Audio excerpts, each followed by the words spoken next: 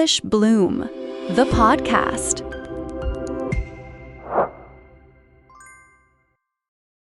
Hey everyone, Olivia here. Welcome back to English Bloom, the podcast. This is day 7. Ask anything, the question habit that builds fluency. If you're on your 30-day conversation workout, give yourself a quick, quiet congratulations. You made it to week 1. Hi, Liam here. Hello. If you're new, we're a practical, no-pressure show, no grammar tests, no embarrassment, just real conversation practice. Today, we're going to help you destroy that silence that shows up when you want to speak, but your brain freezes. We're building a question habit. Big results from small steps. Quick housekeeping. If this episode is helping you, hit follow or subscribe. Not for us, but for you. These 30 episodes are a sequence. Each one builds on the last. When you subscribe, you're telling your brain, I'm doing this. Ready? Ready? Let's go. Today's goal, you leave this episode with a handful of natural, repeatable questions and a simple rhythm you can use in any conversation. You'll also get micro practices and role plays so you can actually say the words out loud. Don't just listen, speak with us. Perfect. First, let's set a little scene that you probably know. You're talking to someone, you know words, you want to say something, but suddenly, your mind goes blank. You smile, you nod, you say, yeah, nice. And then silence. We've all been there. Yeah, it feels horrible, right? Your chest tightens, you think you failed the conversation. But here's a gentle truth. It's not just you. The solution isn't to wait for perfect English. It's to have the habit of asking one more question. Questions keep the talk moving and give your brain time to think. Exactly. Questions move the focus away from you for a moment. They invite the other person to tell a story. And while they talk, your brain relaxes and prepares a follow-up. That ripple keeps the conversation alive. Today, we'll teach you rhythms, phrases, and the small mental hacks to always have a question ready. We'll start with a 4-step rhythm you can remember and use immediately. I call it the conversational loop. Ready, Olivia? Ready? The loop is safe question, follow-up, reaction, return question. Short, repeatable. We'll explain each step and then practice with real examples. Step 1.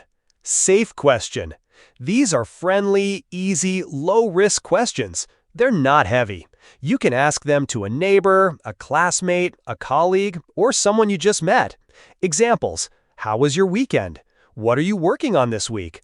Do you live nearby? Simple. Step 2. Follow up. Listen to the answer and pick one detail. Ask another question specifically about that detail. If they say, I went to a concert, you can ask, oh wow, who did you see? That's a follow-up. Step 3. Reaction. Give a natural reaction. You don't need long sentences. Short reactions work. Nice. Really? That sounds fun. Or a one-sentence reaction. That must have been exciting. This keeps the emotional connection alive. Step 4. Return question. Move the focus back to them or include yourself. Do you go to concerts often? Or would you recommend it?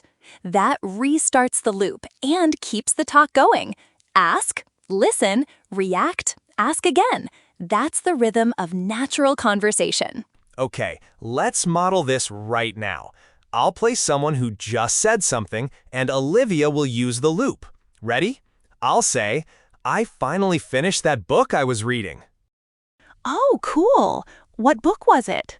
It was a mystery novel called The Last Letter. Nice. What did you like most about it? It had a twist at the end I didn't expect. Wow, that sounds great. Do you usually read mysteries? Yes, mostly, but sometimes I read nonfiction too. There you go. The whole exchange is short, simple, and friendly. That's the kind of momentum we want you to practice. Let's break down question types you can use now. We'll give you 4 categories and sample questions for each. You don't need to memorize everything. Pick 2 or 3 from each category that feel natural to you and practice them. Category 1. Everyday questions. Routines, small talk, plans. Examples. What do you usually do after work? How do you usually start your day? What are your plans for the weekend?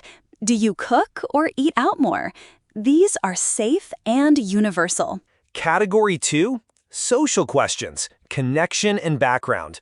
Examples: how do you know host, organizer? Where are you from originally? What do you like to do for fun? Have you lived here long? These are great at events or in casual meetups. Category 3. Work study questions. Helpful in professional settings or classes. Examples: what are you working on this week? How did your meeting go? What classes are you taking? Do you enjoy your job? These show interest without sounding intrusive. Category 4, opinion questions. Invite longer answers and show real curiosity. Examples: what did you think of the movie? How do you feel about working from home? Do you think social media helps or hurts communication? These allow deeper discussion and real engagement. Now, a quick note. You don't have to be original every time. People like familiar questions. The value is your interest and the follow-ups you ask. Use simple language. Curiosity matters more than cleverness. Let's do a sequence of example mini conversations for each category. I'll speak first, then Olivia will respond, and we'll show you the loop in action. Ready for every day? Ready? I'm exhausted today. Oh no! What did you do yesterday? I had to finish a report and I stayed up late. Oof, that's rough.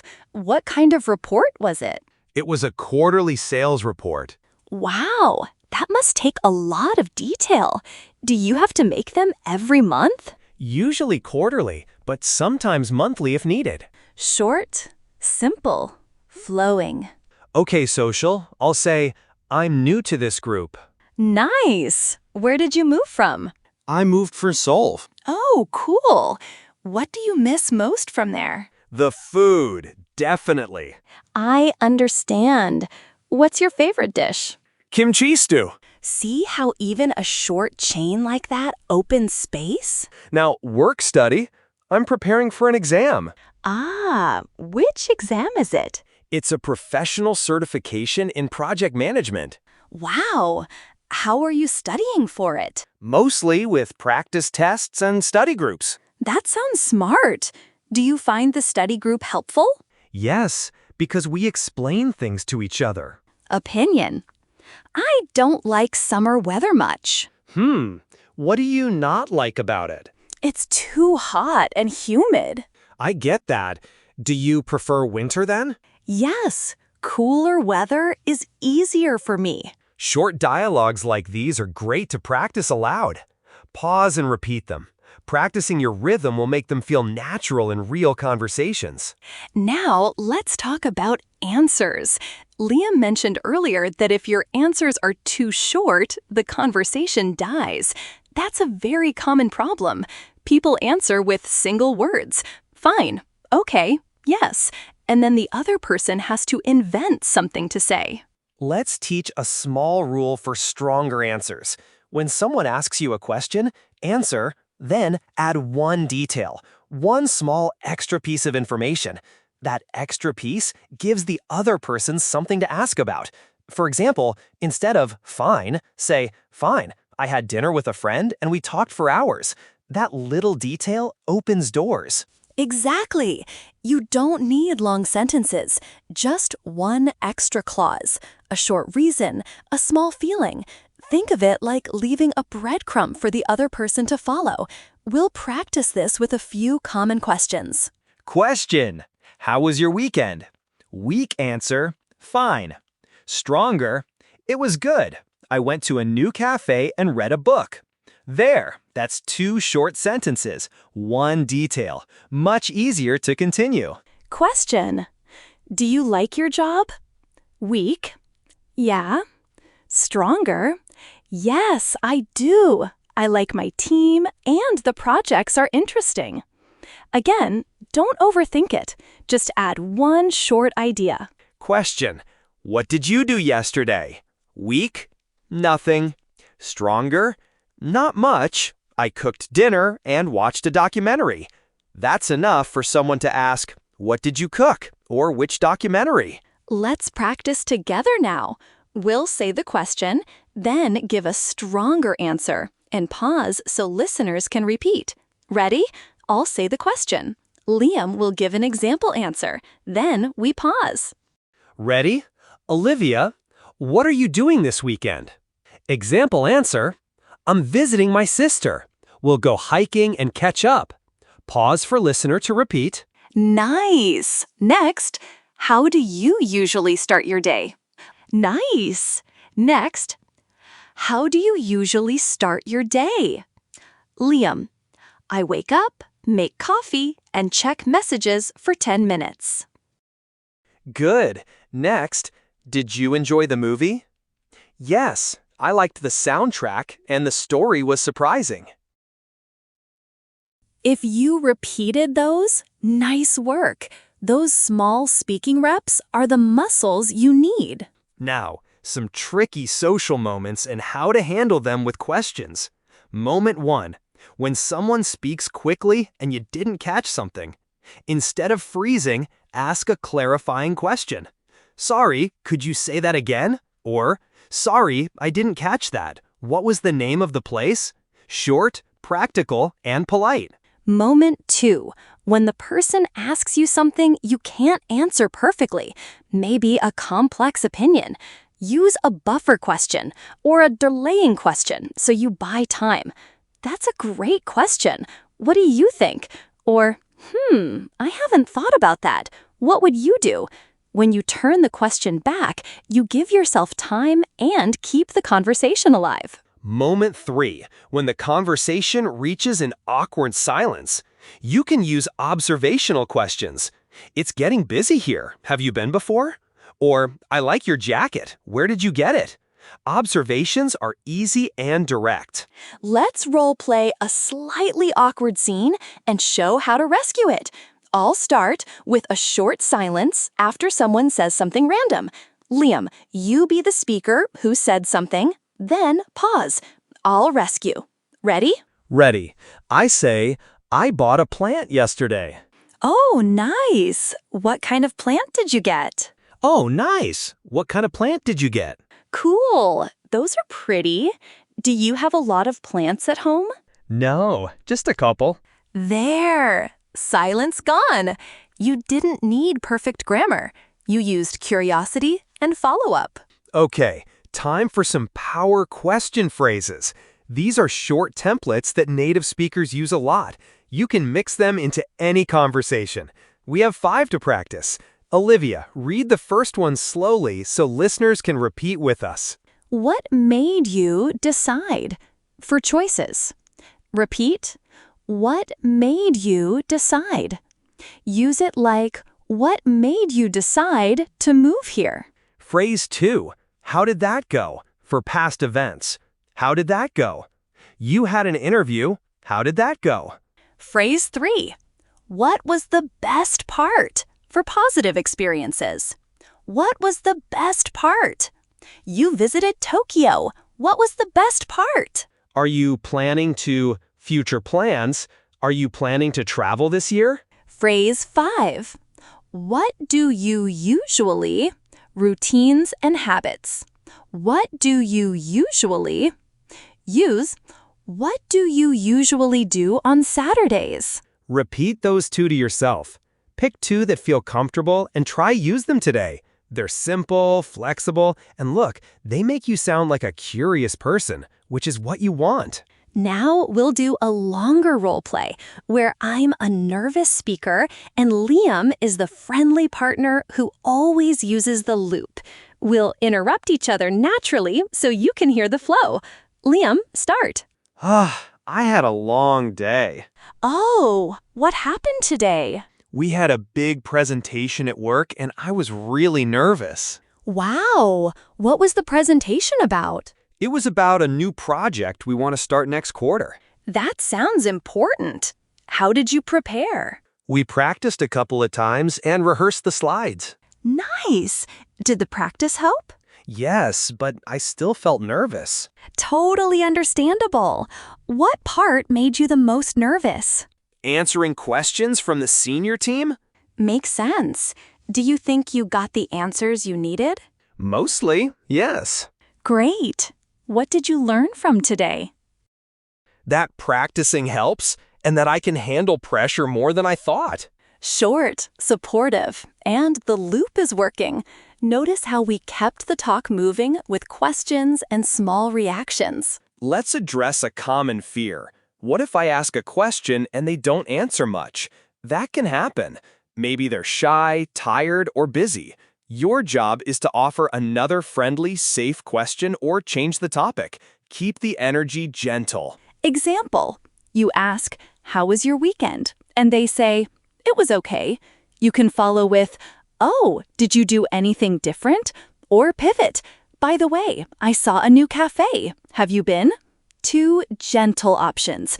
One keeps exploring, the other gives a new door. Another tip, use their name occasionally. It personalizes the question and builds warmth. Say, "Sarah, what did you think of the talk?" Short, human, effective. Now, we'll give you a short, printable practice routine you can do in 5-10 minutes every day. Try it now with us. This will strengthen your conversation brain. We'll call it the 3-question drill. Step 1. Think of one real person you'll contact today. A coworker, classmate, neighbor, friend. Step 2. Choose one question from each of 2 categories we practiced. Step 3. Send a message or ask in person. Step 4. After they answer, ask one follow-up and give a reaction. Done. 3 moves, 2 minutes. Repeat tomorrow. We'll do a practice round now. Pause the episode if you want to actually send a message.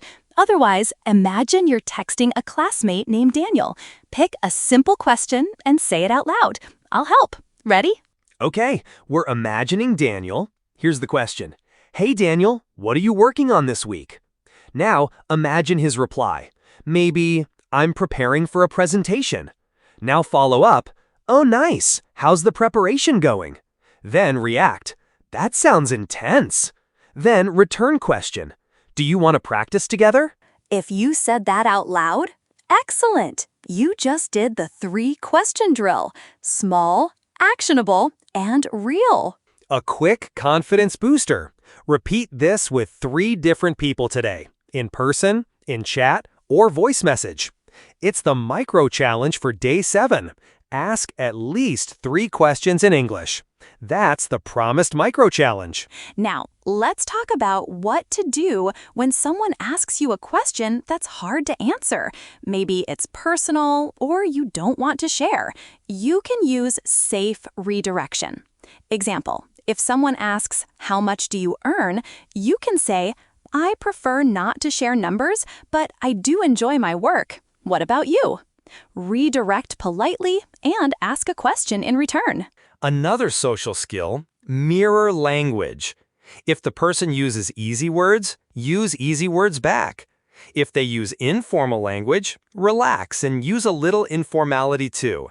This builds rapport and takes pressure off you to sound perfect. Okay, we want to include a small evidence-based note.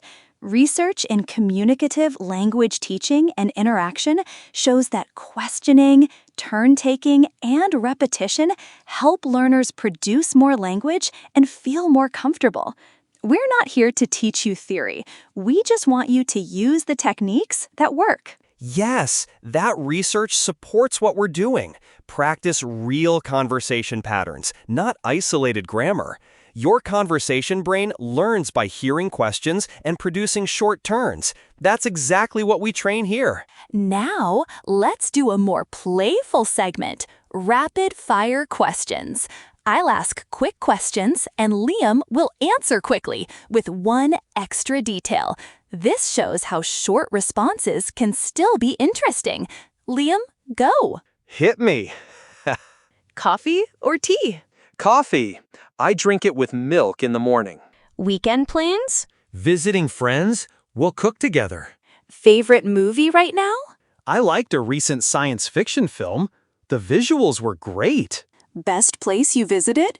Lisbon. I love the streets and the food. Hobby you started recently? I'm learning guitar. 15 minutes a day. See? Quick answers plus one detail. Short, natural, and ready for a follow-up. Okay, we also promised some real-world troubleshooting. Here are 3 common mistakes and fixes. Mistake 1. Asking only yes-no questions all the time. Fix: use open questions. What? How? Why? To invite longer answers. Instead of, did you like it? Try, what did you like about it? Mistake 2. Letting silences panic you into talking too much. Fix: breathe. Ask a small follow-up question and listen. Silence is okay. Sometimes people just need 2 seconds to think. Use the calm pause to your advantage. Mistake 3. Overcomplicating questions. Fix: keep questions short and clear. Native speakers use short phrases. They repeat words, they make small mistakes, and keep going. That's normal. We want to add a short practice for pronunciation too. You can practice question intonation, the rise at the end of some questions. Not every question needs to rise, but many do. We'll give a few examples and you repeat. How was your weekend? What are you doing later? Are you planning to go? Notice the small rise at the end. It's not a scream, just a friendly lift. One more. What made you decide to move? Great. Try these when you practice your 3 questions today. Intonation helps your voice sound like you're inviting a response. Now, let's do a guided practice where listeners speak with us. We'll give the person a prompt, pause, and you will answer out loud using the loop. Ready? We'll do 3 prompts. Say them out loud with us. Hi. How long have you lived here? Nice. Oh, do you like the neighborhood? That's great. What's your favorite cafe nearby? Prompt 2. You message a friend. Ask, what are you doing this weekend? Follow-up. That sounds fun. Where will you go? Reaction and return. Cool. Would you like company? Oh, nice. Where did you study? What did you like best about living there? Wow, how long did you stay? Wow, how long did you stay? If you did those out loud, well done. That practice builds muscle memory. The more you speak, the less translating you'll do in your head. Let's include a short story from one of our listeners. We don't use real names, but we do love real progress. A listener wrote, I was too scared to speak at work. After day 7 exercises, I started asking, how was your weekend? And then asking one follow-up. Now people ask me for help on projects. Inspirational, right? That story is gold. It shows the small habit, asking one extra question, can change how people see you. You go from quiet to someone who participates. That's the power of the question habit. Okay, another practical point. Follow-up questions you can use when someone gives a long answer. When they talk about a place, ask, when did you go? When they talk about a feeling, ask, why did you feel that way? When they talk about a future plan, ask, what will you do first? These little templates make follow-ups automatic. We also recommend a small mental trick. Keep a mental list of 3 go-to questions. One for every day, one for social, one for work. When in doubt, Use one of those. It reduces pressure and gives you a reliable default. For example, my go-to questions are, what are you working on this week? What did you do this weekend? And are you planning to go anywhere soon? I use them a lot because they're safe and productive. My 3 are, how was your weekend? What made you decide that? And what was the best part? Pick yours now in your head. Repeat them a few times until they feel comfortable. Time to raise the energy a little. We want to remind you, imperfection is fine. I make mistakes, Olivia makes mistakes, native speakers make mistakes. The person across from you wants to connect, not judge your grammar. Curiosity beats correctness. Yes, to help you lose fear, let's do a small, encouraging statement you can repeat to yourself before talking. I have useful questions. My curiosity helps others speak. I can ask one more question. Say it with us in your head now. Good. We promised actionable homework, so here it is again with a tiny expansion. Your Day 7 micro challenge. Ask at least 3 questions in English today. Bonus, at least 1 should be an open question. What, how, why? Extra bonus, record a short voice message of one of the conversations and listen back for 1 improvement you can make. If you're listening with headphones, do it now. Send a quick voice message to a friend. Hey, what are you doing this weekend? Then listen. It will help more than you think. We want to answer a few common questions from learners about using questions. Question? Am I being rude if I ask many questions? No, if you're curious and respectful.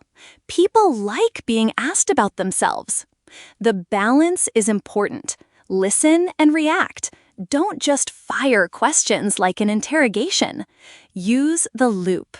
Question: what if I feel anxious and say the wrong word? Again, it's okay. Correct yourself quickly if you want. Sorry, I meant to say. Most people are patient, and correcting yourself calmly shows you're trying. Question: how do I make questions sound natural? Practice intonation and keep them short. Use the power phrases we gave. And remember, curiosity is the core. When your question comes from real interest, it sounds natural. Time for one final practice. A longer, 3-minute conversation you can say out loud. We'll play both roles slowly. Follow along and speak each line after we say it. Ready? We'll do it once slowly, then repeat with small variations. Hi, how's your day going? It's going well. I had a busy morning. Oh, nice. What did you do this morning? I had 2 meetings and finished a report. That's productive. How do you feel after finishing it? Relieved and a little tired. I understand. Do you have plans to relax this evening? Yes, I'll watch a comedy and cook dinner. That sounds perfect. Which comedy do you like? I like light, quick shows. Anything funny. Cool. Maybe recommend one later? Sure. If you spoke along, you just completed a full loop multiple times. That's progress. And now it's more natural in your mouth. We promised another small tool, question templates for different situations. Keep these saved in your notes on your phone. Use them when you're nervous. We'll give 10 quick ones now. Template 1. What do you usually do on day? Template 2. How did your event go? Template 3. What made you decide to action? Template 4. Have you always lived here? Template 5. What's the best part about topic?